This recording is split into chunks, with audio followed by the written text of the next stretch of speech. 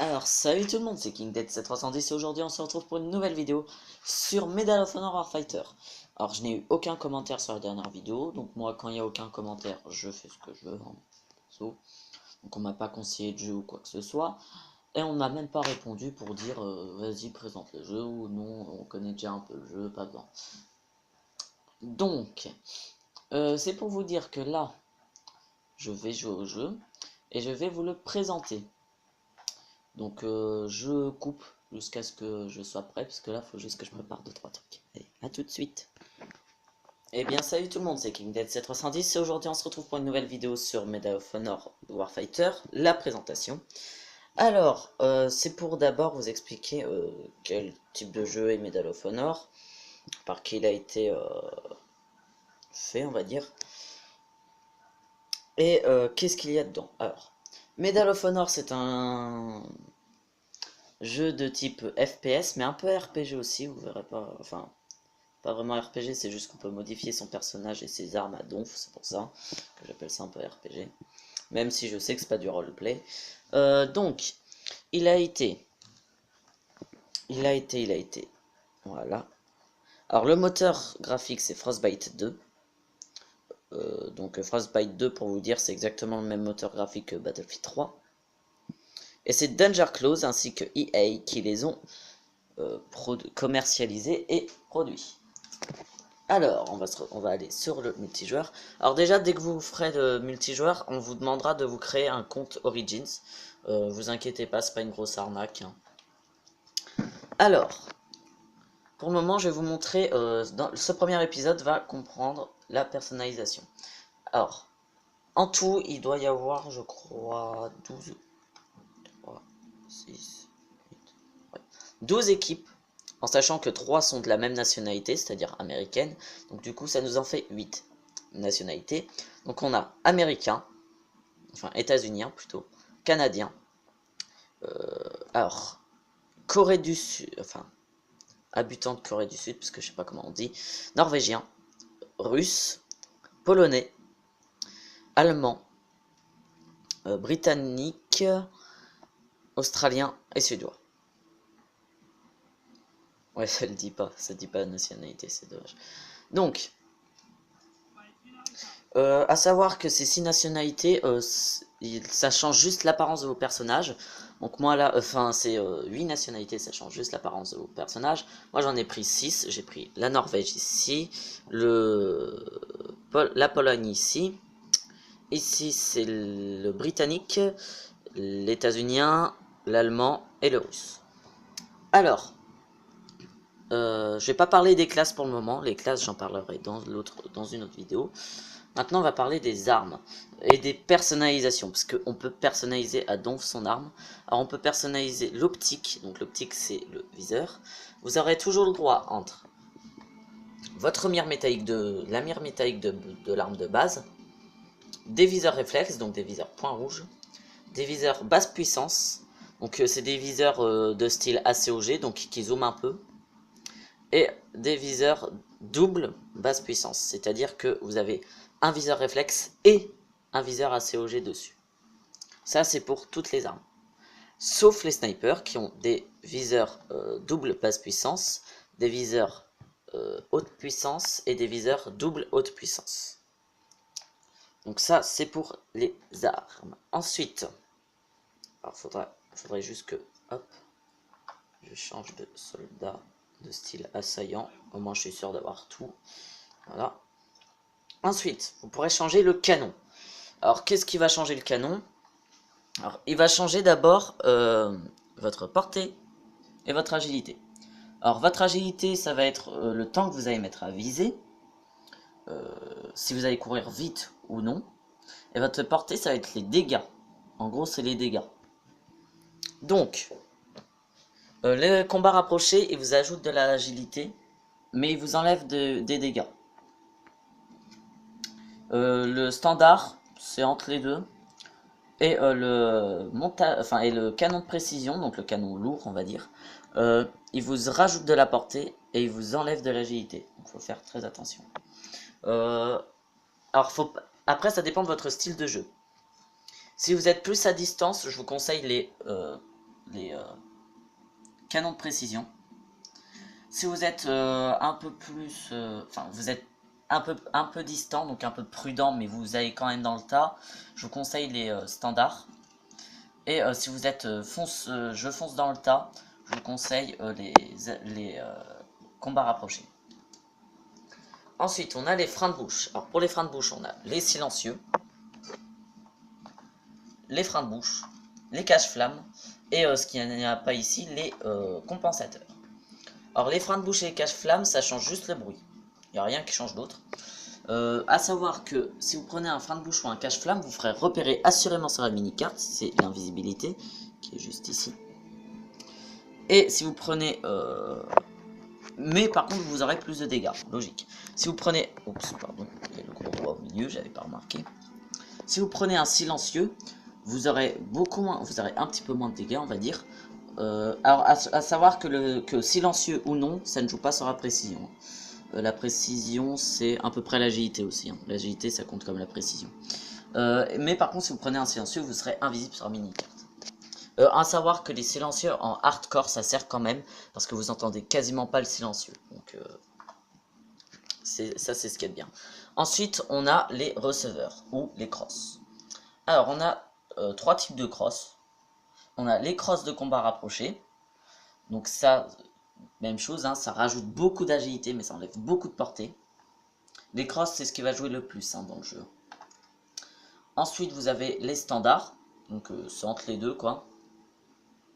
Et vous avez les précisions. Donc là, ça vous rajoute beaucoup de dégâts.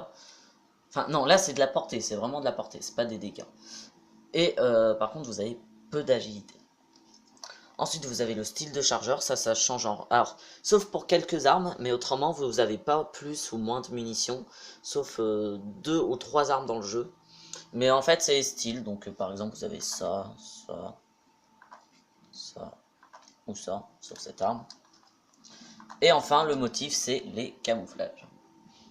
Donc, vous avez des camouflages sable, des camouflages forêt.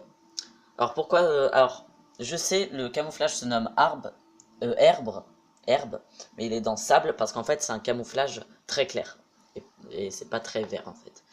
Vous avez camouflage forêt, vous avez les camouflages terre, vous avez les camouflages neige, vous avez les camouflages urbains, et vous avez les camouflages spéciaux. Donc dans les camouflages spéciaux, il y en a 4 que vous avez au début. C'est les spéciaux, donc sans camouflage. Les spéciaux, équipe de développement MOHW, c'est-à-dire Medal of Honor Warfighter. C'est tous les noms de ceux qui l'ont développé. Juste les noms, hein, pas les, enfin juste les prénoms, pardon, pas les noms. Et lézard brésilien et M90 nuit. Alors, à savoir que ces camouflages, vous les débloquez au fil des niveaux. Plus grand est votre niveau, plus vous avez de camouflage. Alors, je regarde le temps de la vidéo, on en est à 9 minutes. Ah bah alors, je peux vous expliquer un peu plus le jeu. Alors, bon, du coup, ça va pas être que la personnalisation, je vais aussi expliquer les classes. Alors, on a 6 classes. Sniper, assaillant, démolition, artilleur, homme de pointe et force spéciale. Chaque classe a une capacité différente des autres, ainsi qu'une grenade différente des autres, sauf la force spéciale et l'assaillant qui partagent la même grenade. Alors on a le sniper. Son aptitude de classe, ou sa capacité de classe, c'est de pouvoir se mettre en position de reconnaissance. Qu'est-ce que ça veut dire? Ça veut dire qu'il va se mettre sur un bipied, et tous les ennemis qu'il va voir, il va les retranscrire sur la mini-carte de tous ses alliés. Son type de grenade, c'est des mines. Donc en gros, c'est une mine, vous la lancez, et quand elle atterrit sur le sol, une seconde plus tard, en fait, ça déploie plein de fils. Et, si un des fils est brisé, ça explose. Attention, en hardcore, si vos alliés passent dessus, ils pètent. Faites très attention. Ensuite, l'assaillant. Donc l'assaillant qui est représenté par ceci, le sniper c'était ça. Voilà. Son aptitude de classe. Il a un lance-grenade. Pour être plus précis, il a 2 grenades dans son lance-grenade. Alors après, selon ce que vous mettez sur votre arme, comme vous pouvez voir sur mon assaillant, lui il a le lance-grenade directement sous l'arme. Mais il y a certaines armes où vous ne pouvez pas le mettre.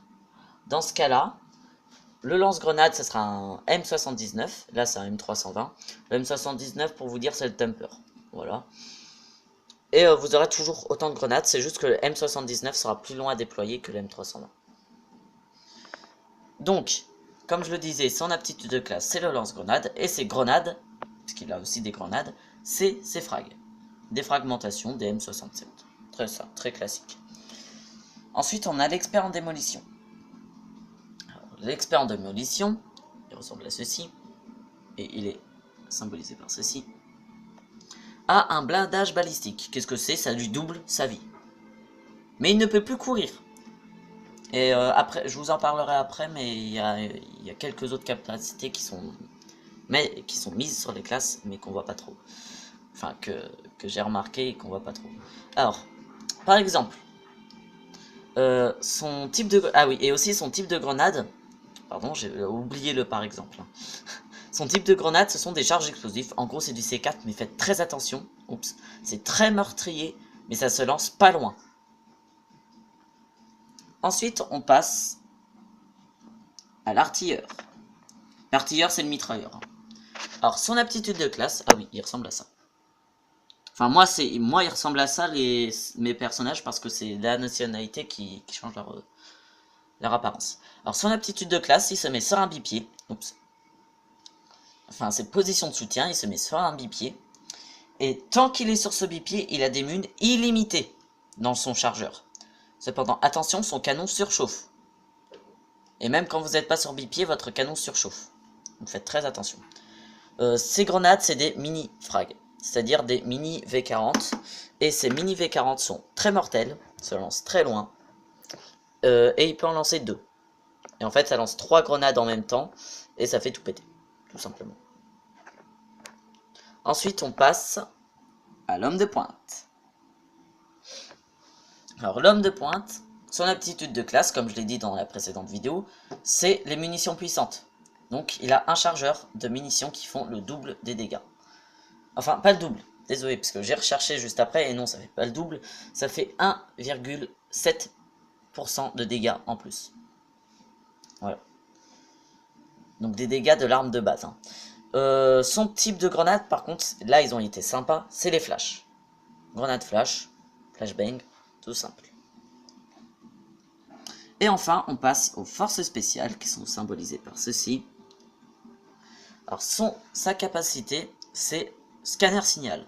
Ça lui permet pendant 2 secondes, pardon, de voir à travers les murs les silhouettes violettes, elles seront en violette, des ennemis et des alliés. Donc, et des alliés en hardcore. Donc faites gaffe en hardcore à pas tirer sur un allié. Son type de grenade, c'est les frags. Alors maintenant, je vais vous parler de leurs armes secondaires qui ne sont pas citées. Alors, le sniper, il a un G18, un Glock 18, avec 33 balles dedans. L'assaillant, il a un Sig Power. Attendez, ne vous dites pas c'est quoi cette arme, j'ai pas terminé. Sig Power P226, qui a 16 balles. Le démolition, il a un .45 ACP, donc le M1911, avec 8 balles, et il fait très mal. L'artilleur, il a un Sig Power P226. L'homme de pointe, il a un 870 MCS, oui, un fusil à pompe, qui ne tire pas loin, mais qui fait énormément de dégâts, et il a que 4 balles. Enfin, 4 cartouches. Et le force spécial, lui, il a un Glock 17. Je sais plus comment il le nomme, mais il le nomme pas Glock 17, il me semble. Donc, voilà. Alors maintenant, je vais vous parler des capacités cachées des personnages. Par exemple, le démolition est certes le plus lent de tous, c'est vraiment le plus lent, mais il peut amorcer et désamorcer les explosifs plus vite. Et ouais. L'artilleur. Alors, pour ça, à savoir, pour vous régénérer en hardcore, vous devez aller près de votre allié d'escouade et maintenir la touche carré. Avec l'artilleur, il suffit juste d'aller près d'un artilleur de votre équipe et vous vous soignerez et vous obtiendrez des munitions. Ensuite, le force spéciale et l'homme de pointe, ils sont ensemble. ce sont les deux qui courent le plus vite. Vraiment, c'est ceux qui courent le plus vite. L'assaillant. Alors ça, c'est très peu connu, mais l'assaillant, il fait plus de dégâts au corps à corps. Franchement, ça a pas l'air, mais il fait plus de dégâts au corps à corps. Je l'ai testé sur un ennemi. Anglais. Je lui ai envoyé un message, je lui ai dit test pour YouTube. En anglais, bien sûr. Le mec a dit ok. Après, on s'est rejoint, quoi. On a fait un test. Et effectivement, l'assaillant en hardcore, comme toutes les autres classes, il faut un coup par devant. Et en non-hardcore, même chose. Alors que toutes les autres classes, c'est 2. Et le sniper, il en a pas vraiment. Franchement, il en a pas vraiment. Je pense que c'est la seule classe qui n'en a pas vraiment. Pourquoi? Parce que c'est la seule classe, même en non-hardcore, qui peut one-shot. Vous prenez le sniper qui se nomme, je crois, le TAC 50. Ouais, c'est le TAC 50. Et vous one-shotez n'importe qui. Voilà. Où vous tirez. Non, je crois que si vous tirez dans les pieds ou dans les mains, ça marche pas. Mais dans toutes les autres parties du corps, ça marche. Donc voilà. Je crois que c'est tout ce que je peux vous dire pour le moment, parce que mon chrono, je le vois, il est bientôt à la fin. Et en fait, je crois que je vous ai présenté déjà tout le jeu. Et je rigole pas, je crois que je vous ai déjà présenté tout le jeu. Au pire, si je trouve d'autres trucs à vous présenter, je vous le dirai. Ou si je trouve la capacité cachée du snipe, parce que je pense qu'il y en a une quand même, je vous le dirai. Mais voilà. Je pense que c'est tout. Ouais. Bon bah j'espère que cette vidéo vous aura plu. Si oui, laissez un j'aime, un pouce bleu, un pouce vert, appelez ça comme vous voulez. Laissez un commentaire pour me conseiller un petit jeu, hein, un jeu que j'ai, de préférence. Ou même un jeu que j'ai pas, hein, je vous le dirai de toute façon. Alors aussi, à l'intention de tous mes potes, je vais bientôt acheter GTA 5, enfin je vais bientôt avoir GTA 5. Et s'il vous plaît, désertez pas le jeu dès que je l'achète, parce qu'en fait, pour vous dire, Advanced Warfare, je l'avais acheté. Alors j'aurais très bien pu acheter BO3, parce que je voyais qu'il y avait beaucoup de mes potes dessus. Et du jour au lendemain où je l'ai acheté, il n'y avait plus personne. Laissez un j'aime sur la vidéo, ça me fait super plaisir. Et même, non, ça je l'ai déjà dit, putain, c'est abonner, c'est pas laisser un j'aime, c'est abonnez-vous, ça me fait super plaisir. En plus, ça vous permet de, dès que je upload une vidéo, vous le savez, c'est bon, elle est sortie, vous le savez. Et partagez avec vos potes, hein, on sait jamais si ça les intéresse. Moi, je fais vraiment ça pour vous divertir, je m'en fous du fric, je m'en fous des abonnés. C'est juste pour vous divertir. Bon, j'espère que ça vous aura plu, et bye bye!